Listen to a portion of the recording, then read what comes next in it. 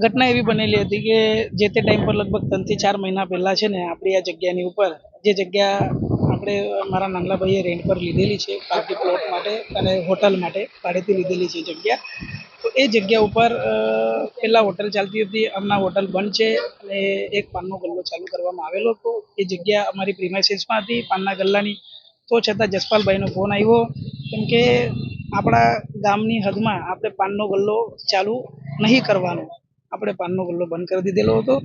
ઘણા બધા ગલ્લાઓ ચાલુ છે અને આપણો જે પાનનો ગલ્લો છે એ આપણી પોતાની પ્રિમાઇસીસમાં છે, આપણી પોતાની જગ્યામાં છે, ગૌચરની જગ્યામાં નથી. એ ગલ્લો બંધ કર્યા પછી આજે લગભગ 8-10 દિવસ થયા છે. ઈંડાની એક લારી ચાલુ થયેલી છે. એ લારીને લઈને આપણા જસપાલભાઈ આ બધી ઘણી બધી એવી મગજમારીઓ કરી છે. કાલે દબાણ કરી રહ્યા છો એવો આરોપ? ના સાહેબ, કઈ દબાણ નથી, દબાણનો વિષય જ નથી, દબાણનું નામ પણ નથી. આ ખોટો આક્ષેપ કરવામાં આવે છે.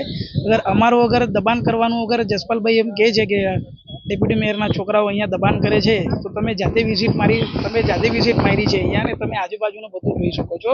ઘણી બધી જગ્યાઓ ગૌચરમાં છે, એ જગ્યા પર તો પાઇપ પણ નથી લાગેલા, ડાયરેક્ટ પુરાણ છે. પાણીનું નિરાકરણ જ નથી, સોલ્યુશન જ નથી. વરસાદમાં માણસ શું કરશે?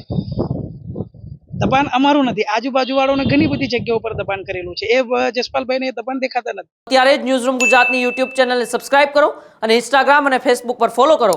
અપડેટ રહો, સત્યની સાથે રહો.